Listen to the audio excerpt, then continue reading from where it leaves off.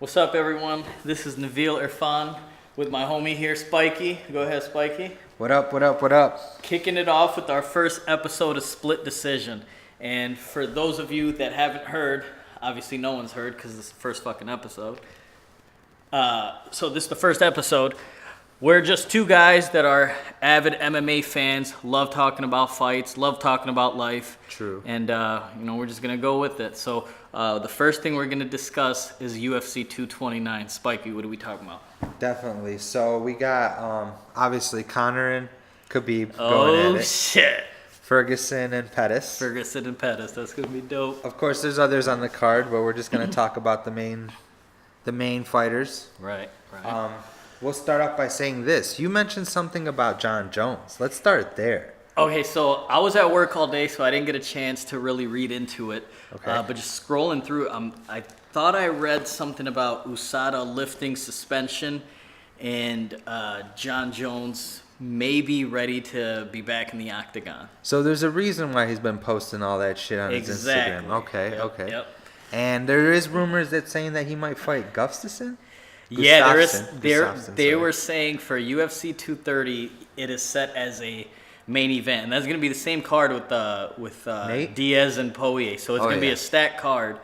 Damn, they're going to do Nate Diaz like that and put him in and not the main event? Yeah, he's big enough to headline a card for sure. Definitely coming off that Conor but fight. Jones, that's big. Let me ask you this: who you think won that second Conor versus Diaz fight? Who did you have winning that? I'm not gonna lie to you. I haven't been the biggest fan of Conor. Okay. I'm gonna be completely honest with you. But that fight, I would say Conor won it. I had it 48-47. It's been a while since I've seen the fight, but I thought I had it. First round was Conor. Second round was Conor. Third round was Diaz. Fourth round was a toss-up, but I gave it to Conor. He landed the harder shots, and I thought Diaz had the fifth round. Yeah, it's hard for me because I've been following Conor since day one, since he's entered the UFC. Yep. Just knocking people dead. You know, the fight with Max Holloway was very impressive. Right. And then I just always had this, I wanted Conor to win feel with me, you know? Yeah. Every time I saw him fight, I was just so hyped. And when he took it down with Chad Mendes, it was so relieving to see him win that fight because he was losing. Yeah. He got taken down, and Mendes could have finished it in a sense, but he went for that choke. Conor slipped it, and then Conor knocked him out, and that was nuts. Because at the time, I don't think Chad even lost the fight. Did he?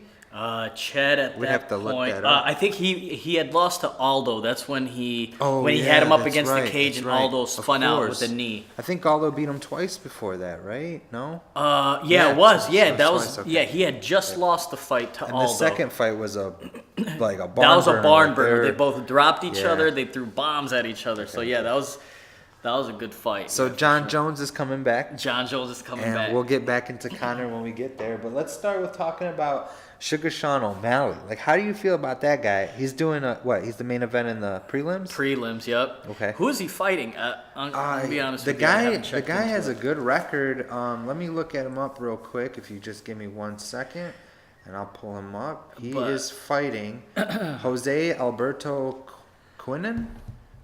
I don't know that I've ever seen that guy fight in the UFC. Have you? I don't know who this guy is. We'll call him Jose. And his record is 7-2. 7-2. O'Malley's 10-0.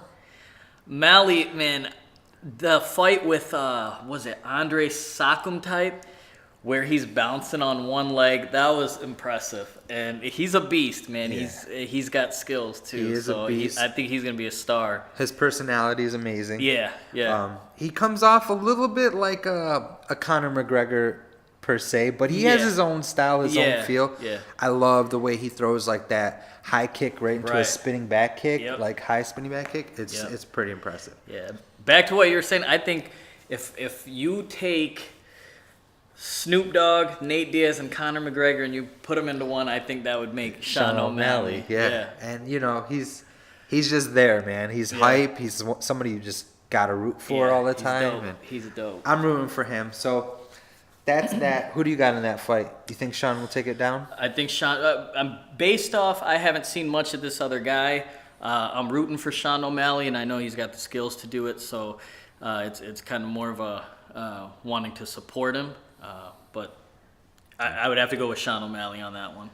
Let's talk about both Pettises being on that card. Not on the, of course, younger Pettis is not going to be Sergio. Pettis? Sergio. Yeah, Sergio. he's not. He's on the prelims right under Sean O'Malley, but there's a little curse going on when they're both on the same card. One tends to lose, maybe even both. Yeah. Is that how it goes? So the last time they fought on the same card, that was when Pettis was champion and he fought Dos Anjos. Yeah. And that was a bad fight for him. And I remember Pettis saying like he would never want to fight on the same card with his brother again. Right. Psychologically, I can definitely see that. I mean, you're going to be fatigued before you even get to the ring seeing a family member getting into a fight. And I get it, he's a fighter and he's probably seen it his whole life. But, at the end of the day, the life of a fighter, you're putting everything on the line. You're not going to be able to beat those emotions. Definitely.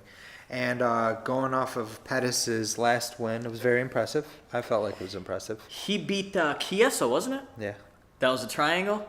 Yep. That was a good showing of Pettis. Yep. That was a good showing of Pettis. And Mike ain't no hoe. Chiesa is fucking a brilliant fighter. Yeah, I like Chiesa. He's got a good ground game.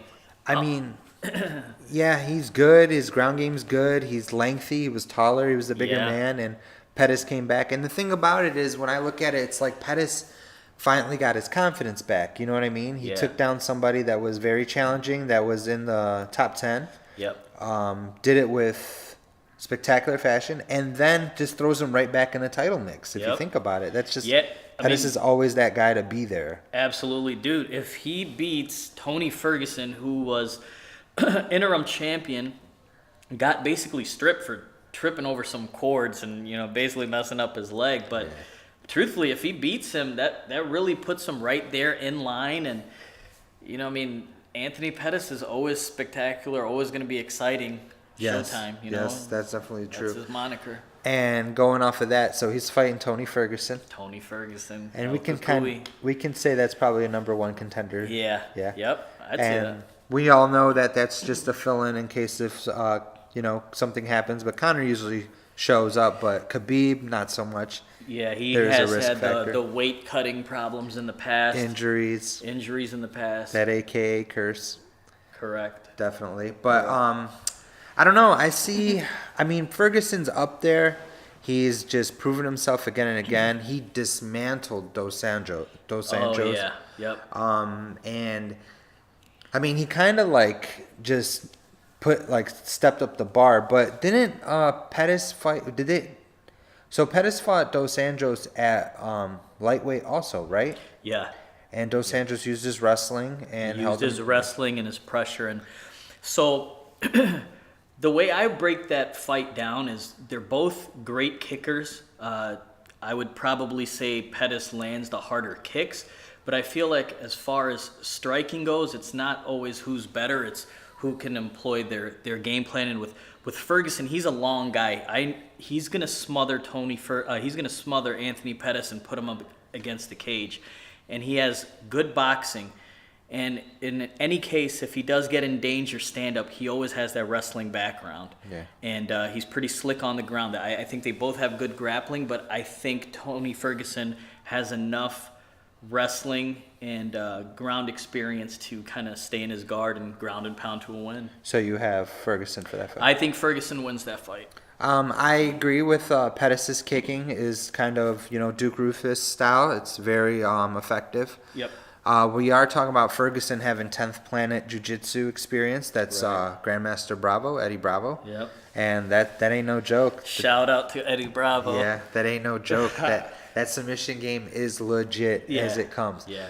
However, Pettis has shown time and time again that his triangles are no joke either. He has submitted he's submitted Gilbert Melendez, who comes from the same camp as Nick Diaz and Nate Diaz. So he's rolling with those guys constantly. Yep. And those guys, you got to remember, they're very lanky guys. And Pettis is a lanky fighter, but his limbs aren't as long as a Nate Diaz, and he was still able to pull off a slick guillotine. He took the belt from Henderson with a choke. Yeah. Ben Henderson, yep.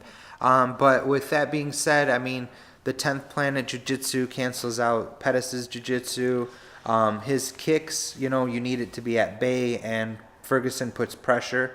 And just doing the MMA math, Ferguson beat Dos Anjos and Pettis couldn't. So I'm going to have to lean towards Ferguson taking this one too. Yeah, and the other issue I see with Anthony Pettis is he has a hard time fighting backwards, and I think that's because he has a bit of a deficiency in his boxing.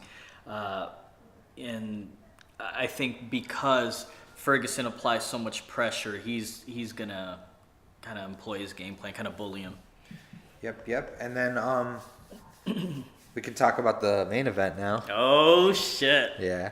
So we'll probably do a podcast tomorrow after the conference. Oh, man, I'm excited about that. Do a reaction. Yeah. So let's talk about that. Let's start there with the conference. What do you expect to happen at the conference? I don't know, but did you hear Conor came out with his own whiskey, and then he went out and started inviting fans, because this is supposed to be a non-public event for the press conference, and he's inviting fans to come out. That is hilarious. Yeah, and so the UFC like open to the public type open of thing? to the public. Okay, yeah, he's inviting them.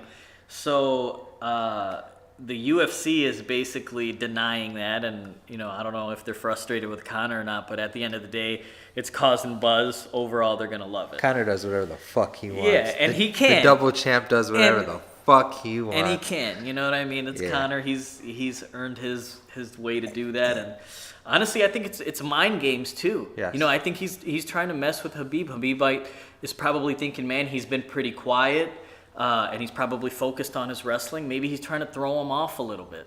Yeah, I think so. I mean, Conor is good at mind games, but his mind games come really from his confidence. Yeah. He's not like, I mean, he does talk that shit, but he's just legit confident. You see it in his walkouts, the way he stares at the camera and laughs, and just the way he just composes himself. I mean, the way he dismantled, what's his Eddie? name? Yeah, Eddie. Dude, he just destroyed that guy. And honestly, I was worried about Conor in that fight, because Eddie ain't no hoe. I was too. You ask any UFC fighter, I'm talking legend, up-and-coming fighter, they all have respect for Eddie Alvarez. They all say he's a dog. Everyone respects his stand-up. And going into that fight, I thought, okay, Conor might even be a little better at stand-up, but Eddie Alvarez is going to have enough stand-up to, neutralize Conor and get him up against the cage and take him down. And honestly, it was different levels. Conor was at a different level. It seemed like he's seen every punch coming from 3 miles away. Now, Eddie's training partners with Frankie Edgar.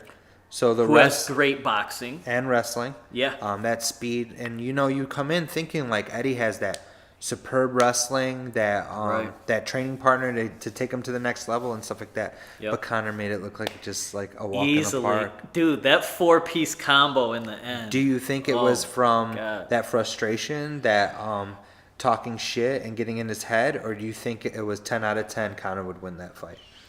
Truthfully, like I said, for a long, long time, I have discredited Conor's abilities, because I feel like he looks great when he does things, but I feel like other fighters have looked more impressive, look like they hit harder or they move quicker and all that other stuff. So I've kind of been late to that party, but looking at it, everyone who fights him says he's a master of distance. So he's not getting lucky in these fights. He's calling out how he's gonna to beat these guys. And the round. Yeah, and the round. So I mean, in a sense, he almost beat Eddie in the first round. He hurt him bad. Yeah. He just kind of ran out of time, but he would have probably took him out from the first round. Crazy thing, and I'm not sure how true this is, but my brother-in-law was telling me, who's another avid MMA fan, he was telling me that apparently he read somewhere Conor wrote down years ago that he was going to be a champion, and he wrote a list of names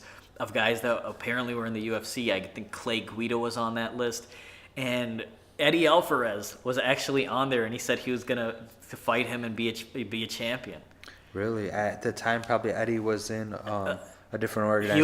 He was probably where would he be? He was like heavyweight champion in other organizations for sure. Would he be in Bellator? He was in Bellator, and he was fought, in Bellator. He was somewhere else, wasn't he?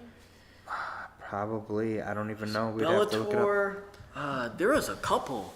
He just has that credential, and he was up there. And I honestly thought like Conor had his hands full. And he's been a champion in every organization and got murked. Now let's talk about the Russian beast, oh, Khabib, shit. Khabib, undefeated. I mean, given that he's fought guys that were not as other than. He hasn't fought anybody like up there. They weren't ranked as high as the opponents Conor has fought. Thank you. And like, other than what's his name? Leg kick guy. Barboza, which we saw live. Yep. Finished a fight with leg kicks in Detroit. Oh man, that was sick. And that was sick. That was one of his first fights in the UFC. Yep. Probably the first. Yeah. And he made a name for himself right there. We were all talking about him after we left the event. Oh yeah, I remember we started talking about Aldo and Barboza and how that would be a Muay Thai fan's dream. And this is back then when Barboza first came in. Yeah, both more in their primes of their career. Different weight classes, but still, that was just... Yep. And, I mean, Khabib took the kick right in the face, no problem. Yep. Pressured him, outboxed him. Yep. Obviously made him want to, quit. You can see it in his face. Just beat the living, breaks out of him. Yeah, sure did. He's done it to so many people. His wrestling's up there.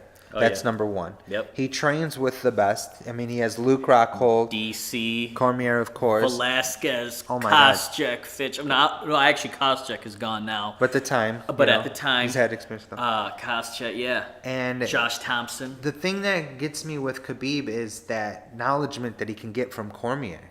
Like, Cormier breaks things down so perfectly. Yeah, and as he's become an analyst, I feel like he's become even more ingrained in MMA, and he sees things that, other people don't see, and he's got him in his corner.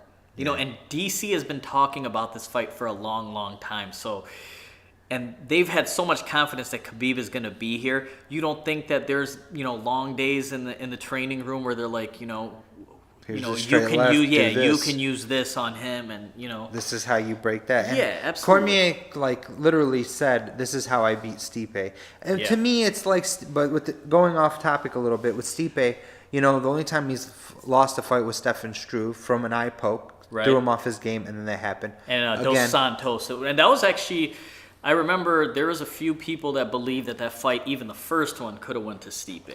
Yeah, and with that being said, Cormier did poke him in the eye, and that looked a little deliberate to me, and ended up beating him. But not taking away nothing from Cormier. Cormier probably could have beat him in a rematch, I would say. Yeah.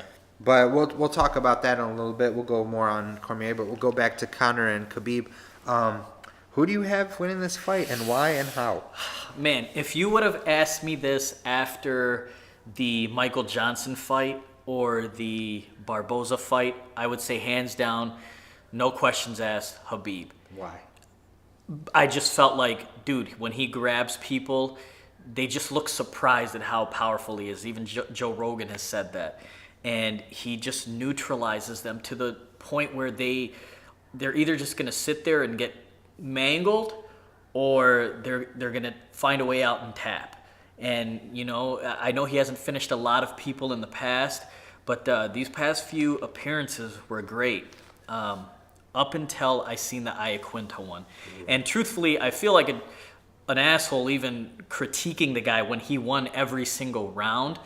But I think, there was a lot of holes. And one of the biggest holes that I seen is the stance. Iaquinta took a stance in which it wasn't a karate stance, but he had his lead foot and he was crouched down a bit. And that neutralized a lot of Khabib's takedowns. So I'm thinking about the fight, analyzing it, and I see Conor's fights, and he naturally, because he has a karate stance, crouches down. Now, the other thing with Conor is he has a 4-inch reach advantage over Khabib, and I think we could both confidently say that he's probably a better boxer than Iaquinta, and especially coming from boxing Floyd Mayweather, his boxing is going to be even sharper. I just feel like Conor is gonna smother him. I feel like Conor's gonna talk a lot of shit. He's gonna make Khabib think that he's in desperation mode and he has to shoot for a takedown. And ultimately, I feel like he's gonna find that chin with his left hand. But I don't think he's gonna hit him with one shot and knock him out. Conor has had one-shot knockouts, but not too many. He's usually a TKO guy, so I think he's going to really break Khabib's confidence, and I think second round TKO. Wow. Conor. And that's just been the theme with a lot of people lately. They've been putting so much into Conor, and they don't want to doubt him, and they think that left hand's going to land. Yeah. For me, I look at it like, well, he has sharpened up his boxing, of course. Sure. But he has also took off a long layoff. Right. Literally swimming in money. Great point. And coming off a loss with Floyd, that does kind of mess up your confidence, even though it's a different game. You can see that it does bother Conor because they still have back and forth bickering on social media and things like that. Yep. So Conor is technically coming off a loss. To me, I want Conor to win this fight because I love Conor. And if he wins this fight, to me, he is my Bruce Lee of my generation. He is my Muhammad Ali of my generation. I agree with that. You know what I mean? I agree with that. And just, the sweet swiftness of him and the way he can just hit you and get out of there, it's just brilliant. Him going against Floyd Mayweather for 10 rounds is a win for me. He's a beast. 0-0, and you go against literally the best boxer of our generation, and you last 10 rounds with him. And he didn't look like a fish out of water. No, he hit him with uppercuts. If Floyd, supposedly what people say, let him get by with a couple rounds, it's bullshit. No one goes into a fight thinking like, I'm gonna let him get away with this and that. They want to go in there, they want to make it fast, quick, and even if Floyd knocked him out faster, he could have bragged about it even more. I made this much money in this amount of seconds of this amount of minutes, because that's what Floyd did, right? He was like, this is how much I made coming in, and he even wore a mask like he's robbing, right, the boxing committee or whoever pays him. Yeah. Going back to the fight, I think Conor is capable. I think Conor has the power. However, if I had to put money on this fight, I couldn't put it on Conor. Just because Khabib's wrestling. Sure. Just because Khabib is so hungry and he's been in the game. Khabib just won the belt. He's, defending his belt. He's been trying the to active guy. Yep. And with Cormier's knowledge behind him and the AKA, style, if Khabib makes it to the fight, of course, because there are problems with that too. I just feel like he has enough to take Conor down like Chad did and make more of it, because Khabib's not going to look for a submission. He's going to look for that ground and pound, and that can knock Conor into like that Barbosa trance where it's just like, what did I get myself into? Right. So if I had to put money on it, I would probably I'm not a betting guy, but if they were just like, hey, throw it on there, sure, I would probably go with Khabib because it'd just be the safer bet in my mind. However, I want Conor to win this fucking fight. Right. I want Conor to be our Bruce Lee, our Muhammad Ali. Right. I want this fight to be Ali versus Frazier of our generation. Right. I want there to be a rematch because of the way it goes. Like, I just want something out of it. Right. Khabib, he's not as marketable as Conor. Right. However, is Conor going to stay after this fight? He has talked about CTE in the past, and at the end of the day, he's a young guy. If he wins this fight, honestly, you can put him at GOAT status. And I know a lot of people may not say that, and there's always been the whole, Conor hasn't defended his belts, and I've been one of those guys that has accused him of that. But at the end of the day, when you really look back at it, you see that he beat Jose Aldo, the most dominant featherweight, in 13 seconds. If he beats Khabib, he will have beaten the most dominant lightweight. That's true. So at the end of the day, he conquered 2 weight classes, and you may say that he hasn't cleaned out some of these divisions, but he essentially jumped and fought the toughest guys and beat them. And perhaps stylistically they worked out for him, but at the end of the day, a belt is a belt, and if you beat the champion, you are now the champion. So I think it's very debatable. And then, Chad Mendes, he will be a future Hall of Famer, I believe. Max Holloway, absolutely. Dustin Poirier, definitely arguable. Conor has beat all those guys. Yeah. And the Nate Diaz fight, Conor did beat him in the second fight. Yeah. The thing with that is there's a game that was played there, Nate wanted welterweight. Nate wanted to be the bigger guy. Conor agreed to gain that weight. It's not easy. Even George St. Pierre right now, gaining the weight to fight Bisping, he has literally health problems because of it. He didn't do it correctly. Right. And, losing weight is just, It's not just the same as gaining weight, I should say, but there are complications in both ways. Right. To lose weight or to gain weight and to put on that much mass that fast. Right. So with that being said, like Conor has already, in my opinion, solidified him as a UFC Hall of Famer. Right. Beating this guy, it's just gonna up him more. Yeah. Going back to the Cormier thing and John Jones talks that John Jones is coming back, do you think it's fair that Cormier, even though coming off a loss to John Jones, beating Stipe, gets to fight Brock Lesnar? Or should John Jones be able to have that fight since he called out Lesnar first? I believe you got to go with the guy that has been the most active. I think that's I think John Jones is phenomenal. Honestly, if it weren't tied to some of the steroid accusations, I would put him as my GOAT. If you look at his resume, it's amazing. But I just feel like you haven't fought in so long. Daniel Cormier's been moving that division along. You know, he's been the guy generating money for the UFC. You owe it to him to give him that fight, especially knowing that he has about, he has said he's been open about wanting 2 more fights and then he wants to retire. 2 or 1? I think he said he wanted to do Brock Lesnar. He wanted to do the fight with Brock Lesnar, obviously for a great payday, and it is a great fight. Yeah, and then he said he wanted to do a fight with John Jones. Now, one thing that's really crazy, I know I'm kind of jumping ahead here, but how crazy would it be, Spikey? What do you think if Daniel Cormier fought John Jones at heavyweight? I mean, it's very debatable that Daniel Cormier would have more power so he could just knock him out. What if it's just a weight thing? What if Daniel Cormier can beat John Jones, but he just can't do it at light heavyweight? But at heavyweight, where he has more mass and he's not cutting as much weight, he's not as depleted, he can land some of those shots and knock him out. I mean, because he was hitting him in that second fight. Okay, so this is my opinion on that. I did have Daniel Cormier winning rounds against John in the first fight and definitely in the second fight. Yeah. I thought Daniel was doing work. I am a huge John Jones fan. I've always been since the first time he fought. It's a beast. The suplexing of what's his name? Broner? No, not Broner. Oh my God. Bonner. Stephan Bonner. Sorry, boxing and UFC. Bonner. The way he was suplexing him, the spinning back kick, the spinning back elbows. It was like so out of the box. So with that being said, I love John Jones, and when I see John Jones losing something, like it does something to me. It's like, oh my God, he's losing this round. He's going to lose this fight. Right. It makes me worried. So I knew deep down inside John was losing rounds in that fight. Okay? Yeah. Yep.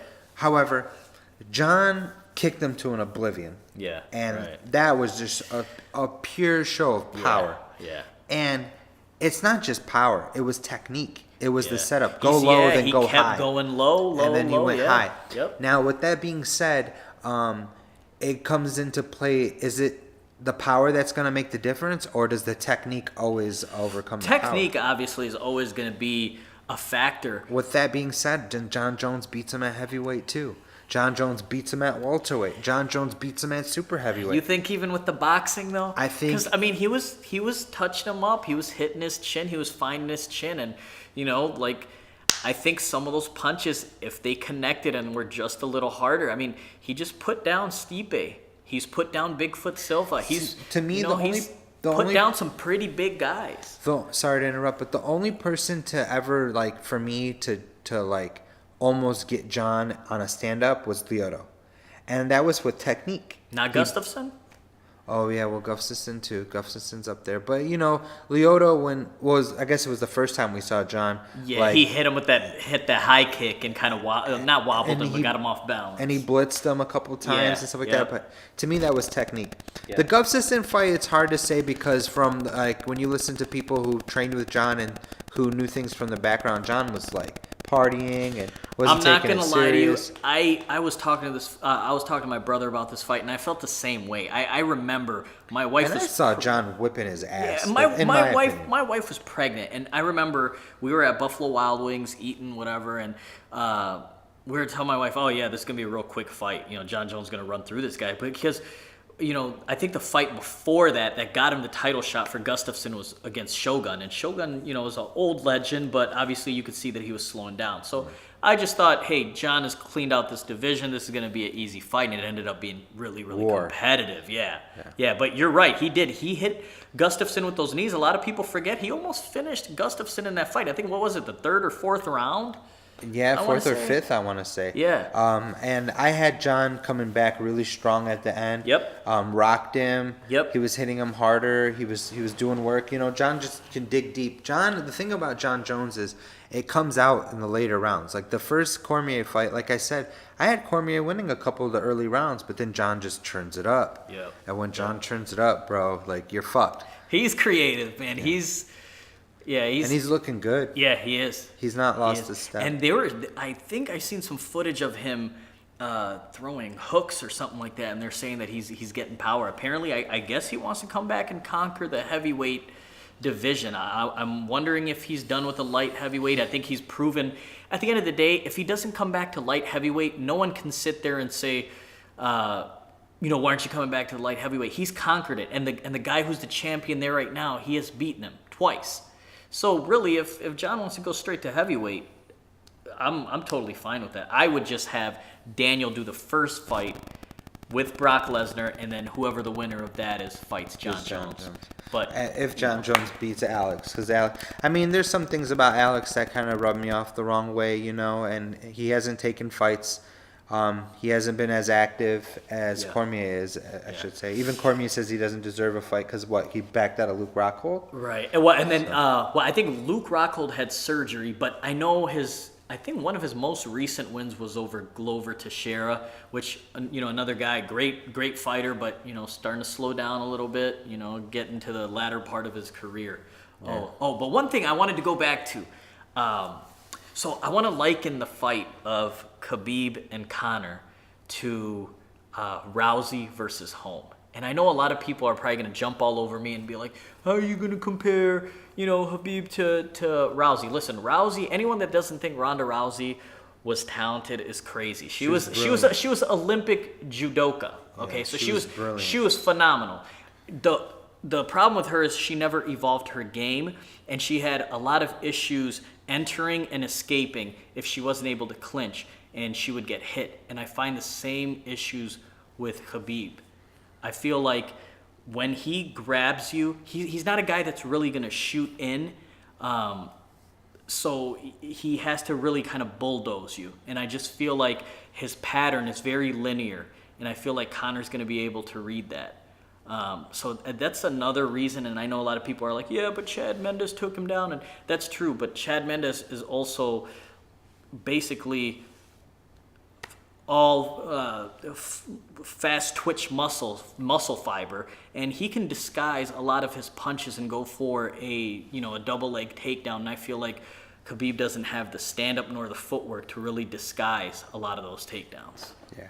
What if it goes into later rounds? Do you still think Conor can pull off that knockout like he did with Chad if he survives? Round by round, the chances of Conor winning that fight get smaller. Decreases. I feel like I was watching a breakdown of Faraz Zahabi, and he was basically saying that this fight was going to be, it was going to be a blowout either way. It wasn't going to be competitive. One guy was just going to steamroll the other, and I believe the same thing. Either Conor is just going to knock him out, flatten him out very quickly, or it's going to be very evident when Khabib grabs a hold of him that it's not a good night for Conor. So you got Conor winning? I have Conor winning. But I would not be surprised if Khabib steamrolled over him. I would not. Awesome. Well, that was our podcast, and then we will do a reaction tomorrow for the press conference. I feel like, going in that press conference, opinions might change. Yep. We're going to see how it is. Mental warfare. I hope nothing pops off at the press conference. I hope it goes smoothly. I do not want anyone, I don't want someone tripping over anything, breaking an ankle. After that Tony Ferguson thing, I don't want these guys brushing their teeth in a crazy way. Yeah. Well, let me ask you this: do you know if it's just Conor and Khabib, or will Tony Ferguson and Pettis be sitting there too? Because I think that would make I don't things know. even No more one has interesting. made mention to that. I don't know that anyone. I mean, Ferguson can talk that shit too. Yeah. Yep. You know? Yeah, he's got the McNuggets thing that he says, the tiramisu Tuesdays. But I feel like Conor will clown on both of them. Yeah. He never loses those things. Yeah. He's Yeah. undefeated when it comes to press. I felt like he did work with Floyd, but that's With something Floyd? else. Yeah, we'll get into that a little later too. So, yep, that was our podcast, and we'll see you guys tomorrow. Episode 2.